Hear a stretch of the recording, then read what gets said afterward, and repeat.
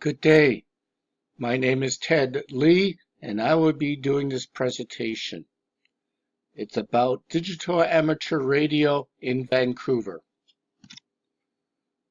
Who is Ted Lee?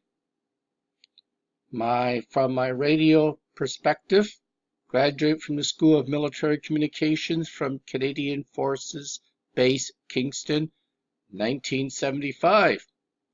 Got my restricted maritime radio telecommunication certificate back in 1982. Went from no amateur license to advanced. Did my basic and my advanced at the same time from Industry Canada in January 1990. Got the call sign Victor Echo 7 Lima Echo Echo. Original call sign. I'm the first one to ever have it. So I also look after 2 repeaters. Being in advance, I have sponsored 2 repeaters. VA7 REF and Victor Alpha 7 X-Ray Tango Tango. The scope of this digital presentation is we already have digital, some people say. We've got continuous wave or Morse code. That's digital. It's 1 bit. Binary, it's off and on. We have radio teletype, which has built-in error correction. How about APRS, automatic positioning? Well, they changed it. Automatic packet reporting system. Or packet radio. We could have computer to computer communicating over AX25. So below the coax is what I call true digital. Project 25, DSTAR, which stands for Digitally Smart Technologies for Amateur Radio.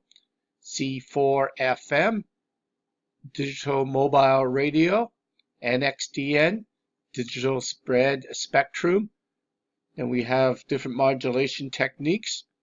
Time division, multiple access, and code division, multiple access. These are all digital modes. But the difference is I'll concentrate on the ones below the coaxial cable. Well, to me, it's true digital. The ones above, you can use an analog radio and listen to them. You'll hear beeps and tones and stuff like that. If you listen analog radio to a digital signal, all you'll hear is buzz, buzzing noise, hiss. Maybe you might hear some tones, but mostly be considered noise. Now, if you switch it around, what if you use a digital radio to listen to an analog signal? Well, you get nothing, because the the digital processor will not process the signal, so just filter it out altogether. So here in Vancouver, local amateurs will use usually the most popular 3 is DSTAR, DMR, and System Fusion. So on the far left, the cursor there, the Yaesu FT1D. These are all my radios except for the one on the far right. ICOM DSTAR IC80AD. Connect System 700, the original one. This is DMR, and the far right is my company radio that I carry. It's narrowband FM. The CS700 can also do narrowband FM wide or narrow on analog, plus DMR. So, getting on the air. This is a table of the costs. You see, DMR is actually the lowest cost. You can get an MD380 radio for around $200 Canadian. These are all in Canadian figures. DSTAR is pretty expensive. They have one, the Kenwood DSTAR radio. That's around $900, $1,000. But then for an iPhone 10, people spend over $1,000 Canadian. And the difference is, once you get your radio, if you get on DSTAR, you have to register it on the US Trust System. So your signal will go through the gateway, but not on XRF, not required. DMR, you need a subscription number, and C4FM, nothing. Both DSTAR and C4FM is designed for amateur radio, while DMR is commercial. Programming. On DSTAR, you got to put in the frequency, you got to put RPT, you got to put in the UR field. When you want to talk to anybody, put CQ, CQ, CQ. In RPT1, you put the repeater, which module, A, B, or C. A is for 1.2, B is UHF, and C is for VHF. And then you got to put through, you got to go through the gateway, and then you got to put my call.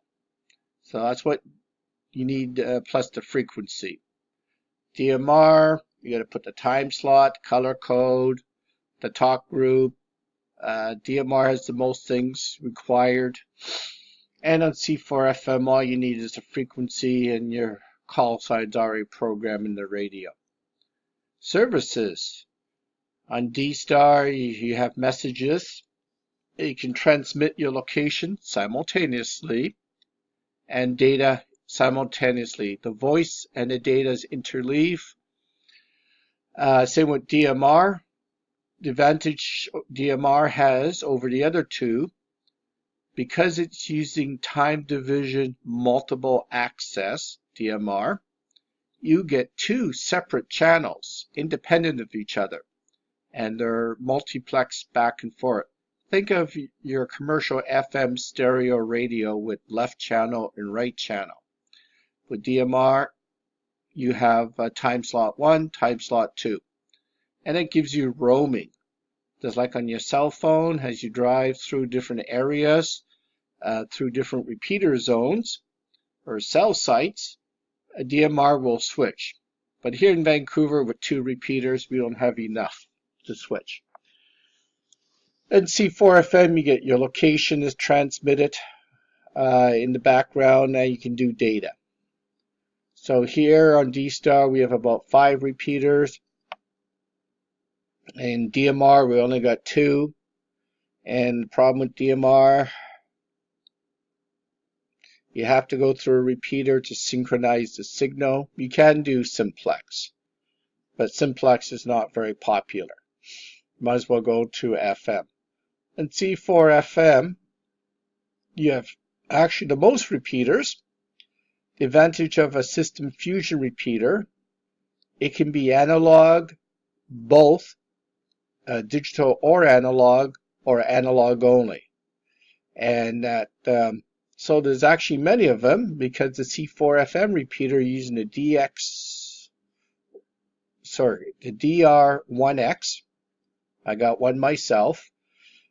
It is the lowest cost repeater. It's a dual band repeater with controller built in, and it can do all sorts of things.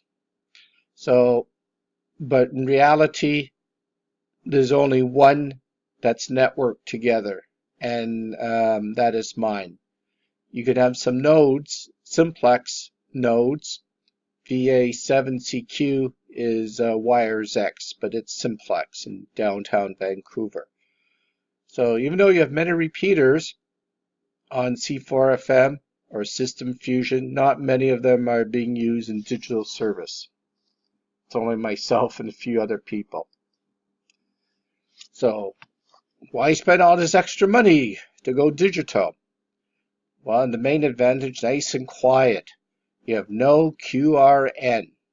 You have less QRM, man-made interference. Because every time you transmit with digital, the signal is identified. Your call sign is put in, or your subscriber number in the packet. So there's no such thing as DX. Everyone's basically a local call. Distance does not matter. They all sound the same. Basically perfect. No interference. The bands are always open, you could say, via reflector, talk group, or room. And by popular disbelief or belief, the internet is not required. And that, 90% of communication does require the internet. I'm saying internet's not required because on HF digital, which is done by DSTAR, and C4FM. There's also another mode using analog radio. You can get free digital. It's called OpenDV. These are all done on the HF bands. Now, C4FM being the widest signal can only actually operate legally on 10 meters because of the bandwidth issue. DSTAR being narrow bandwidth, it can go on any HF band. And all of these have error correction built in, meaning you'll hear it perfect. So with digital, either it works or it doesn't work. There's very little in between. Well, using digital, you don't actually need a radio. Here's a DV dongle that plugs into USB port of your computer. You can use Linux, Macintosh, or Windows. And this plugs in and uses the microphone of your computer and speakers to have a conversation. It's DSTAR only. Well, what if you live too far away from a repeater? These are hotspots. There's the one there is a DV dongle.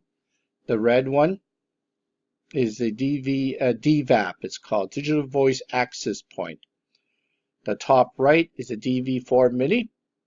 It can operate on DSTAR, DMR, C4FM, and P25, providing you have those radios. Then the bottom right is the Shark RF. It can do multi-modes also, depending if you have the radio. It does not do translation from one digital mode to another digital mode. Okay, I'm on the air now. Now what? Well, you can join the net. Where do people hang out? And so on DSTAR, it's very popular. DSTAR has been around the longest, so it has many nets. Some nets you got 4 nets, 6 nets on all different reflectors. And here in Vancouver, I start the Raspberry Pi net, which is very popular every Monday night. We're on reflector 38 Charlie. DMR, you got weekly nets, and C4FM. If you go through all the different talk groups and reflectors, maybe you probably find another net on one of the reflectors or talk groups. Where do people hang out? The users on the air? Well, reflector 1 Charlie is very popular. On DMR, there's many repeaters. You could have the Bridge or North America or worldwide. And C4FM, there's a thing called America Link or CQ Canada. That's in room 40678. In Japan, they all hang out together. They have a huge room with 200 nodes and repeaters connected, but they all talk Japanese. But what if you take your radio outside of Vancouver? DSTAR, there's many repeaters, no problem. They can go around worldwide.